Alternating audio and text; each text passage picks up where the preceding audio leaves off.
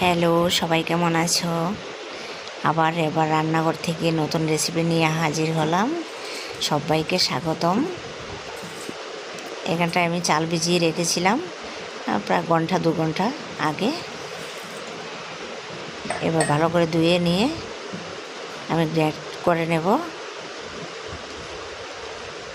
আমি একটু জল দিয়েছি, একটু জল দিয়ে দেব, দিয়ে একদম মিহি করে গ্রেট করে নিলাম।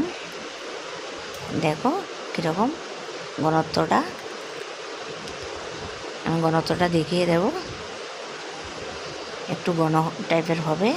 আমি এখানটায় 250 গ্রাম চাল নিয়েছি, বেশি না। হঠাৎ করে ইচ্ছে করলো যে পিঠাটা খাবো। অনেকে বলে এটাকে চিতল পিঠা, আর আমি বাকি জানি না। যদি কোনো নাম থাকে তোমরা কমেন্ট করে বলে দিও আমাকে। একটু লবণ দিয়ে দিলাম। একদম ইজি। তোমার একদিকে চা বসিয়ে হয়ে যাবে, চা বসাতে বসাতে হয়ে যায়, চা হতে হতে তোমার এটা হয়ে যাবে। দেখো ঘনত্বটা দেখো, এই যে হাতের গায়ে লেগে থাকবে, একটু লেগে লেগে থাকবে, এরকম ঘনত্বটা হবে। দেখিয়ে দিচ্ছি যে দেখো একদম ইজি।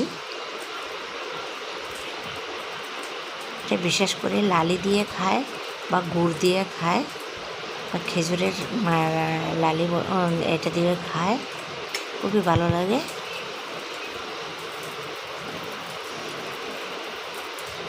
তোমার তেল ছাড়া কোনো ক্ষতি হয় না। এবার আমি কড়াই একটা বসিয়ে দিলাম, দিয়ে আমি এখানটায় 1.5 হাতার মতো দিয়ে দিলাম, দিয়ে আমি একটা ঢাকনা দিয়ে রেখে দিচ্ছি।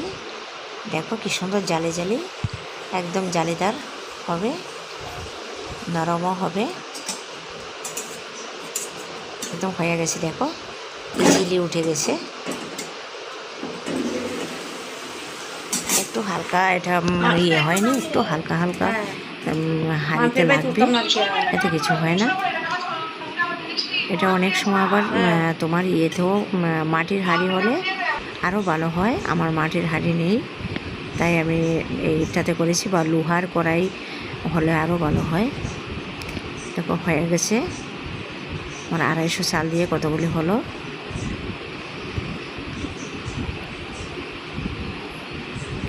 সবাইকে ভিডিওগুলি দেখার জন্য ধন্যবাদ। কমেন্ট করে জানাবে এটাকে কী নাম আর কি কি নাম আছে।